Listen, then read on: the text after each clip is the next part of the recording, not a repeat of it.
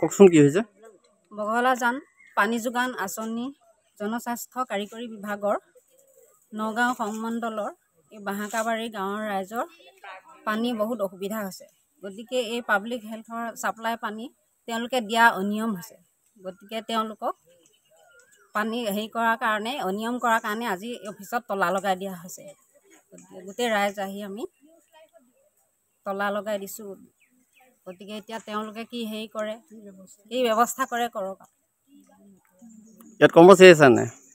কৰ্মচাৰী আছে, কেতিয়াবা আহে কেতিয়াবা আহে। তেওঁলোকৰ ইচ্ছা অনিচ্ছাৰ ওপৰত নিৰ্ভৰ। এতিয়া ৰাইজ এতিয়া পানী একেবাৰে পোৱা নাই ন? নাই, আজিতো নাই, অফিচলৈ তেওঁলোক অহাই নাই। আজি কিমান দিনৰ পৰা পোৱা নাই পানী? আজি 2 মাহ মানেই হৈছে তেনেকুৱা। এতিয়া পানী একেবাৰে নাই? নাই, আজিতো নাই। তেওঁলোকৰ ইচ্ছা হ'লে দিয়ে, এটা চাইডে ইচ্ছা নহ'লে নিদিবই। সেইদিনা তেওঁলোকৰ ওপৰত নিৰ্ভৰ হৈ আছে, কৰ্মচাৰীৰ ওপৰতহে হৈ আছে।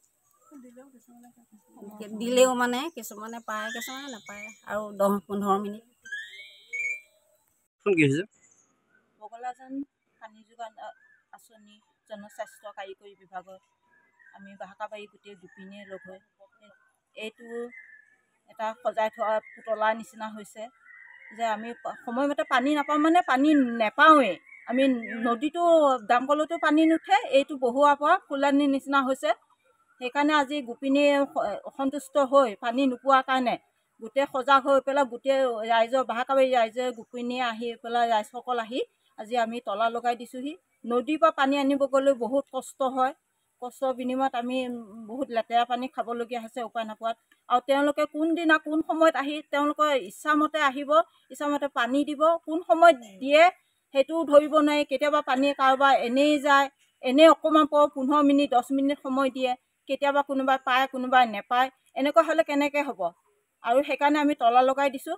আৰু বাধ্য হ'লে আমি ভাগি দিব পাৰোঁ। এইটো ফুলনি হৈ থাকি কোনো লাভ নাই এইটো বস্তু। সেইকাৰণে অফিচৰ মানুহে কি কৰে কৰক, সোনকালে কৰক। কাৰণ পানী সকলোতে অসুবিধা হৈছে। তেওঁলোকে আপোনালোকে সকলোৱে জানে যে পানী অসুবিধা পাইছে মানুহে। দামকলৰ আগত পানী ওলায়, এইটো বহোৱাৰ পৰা পানীও নোলোৱা হ'ল। সেইকাৰণে বহুত অসুবিধা পাইছোঁ আমি। সেইকাৰণে যদি এনেকৈ সজাই থোৱা বস্তু এটা সজাই থ'বলগীয়া হৈছে, তেনেকৈ আমি ভাগি পেলাই আমি আগৰ দৰে থকাটোৱে ভাল। যদি আমি একেবাৰে নেপাওঁৱেই, আগৰ দৰে থকাটোৱে আমি ভাল পাওঁ। এতিয়া চৰকাৰক কি অনুৰোধ জনাব?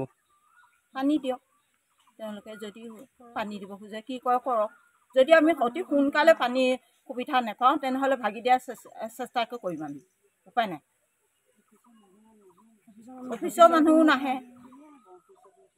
কোন আহে কোন নাহে, কোন সময়ত আহে আৰু কোন সময়ত তেওঁলোকে ইচ্ছামতে কোন সময়ত 10-15 মিনিট পানী দিব সেইটোও গম নাপাওঁ। তেওঁলোকে দৰমহা খাই আছে, আমি ইফালে পানী নাপাওঁ। বগলাজান পানী যোগান আঁচনি জলসিঞ্চন চৰকাৰী বিভাগৰ এই বাহাকাবাৰীত যিটো বহোৱা গৈছে, পানী একেবাৰে নাই। আৰু অফিচলৈ কিমান আহোঁ আমি মানুহখিনি লগ লাগি আহিলে কয়, সেইজনে কয় মই চাবলৈহে আহিছোঁ, মই ইয়াত নকৰোঁ। আৰু প্ৰতিদিনে তেনেকৈয়ে কয়। আৰু তেনেকৈ কৈ থাকিলেও কেতিয়াবা পানী দিলেও অকণমান কিছুমান মানুহে পায়, কিছুমানে নাপায়।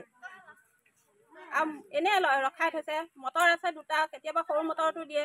এঘৰমান মানুহে পায়, বাকী নাপায়। ডাঙৰ মটৰটো লগাবলৈ দিলে কয় পানীয়ে নুঠে, উঠাবই নোৱাৰোঁ। তেনেকৈ আহি আমাৰ এলাহ লাগি গৈছে। সেইকাৰণে আজি তলা লগাই দিছোঁ গোটেই বাহাকাবাৰী ৰাইজে। এতিয়া চৰকাৰক কি অনুৰোধ জনাব? এইটো কৰক, তেওঁলোকে বিবেচনা কৰি দিলে দিয়ক, নিদিলে সজাই থোৱাটো কাম নাই। সজাই থোৱা একো লাভ নাই। বাহাকাবাৰীত এনেই ডেকৰেশ্যন কৰি ৰাখিবলৈ কোনো প্ৰয়োজন নাই। আগতে নহওঁতে দমকলতো পানী অকণ ওলাইছিলে, এতিয়া তাকো নাই। নদীলৈ অহা যোৱা কৰি আৰু নদীত গেলা গৰু পৰ্যন্ত উঠি যায়। খাবলৈ কেতিয়াবা ঘিণ লাগি যায়। বিলাই নাইকিয়া হৈছে মানুহবিলাকৰ। এতিয়ালৈকে চৰকাৰে কি কৰে কৰক।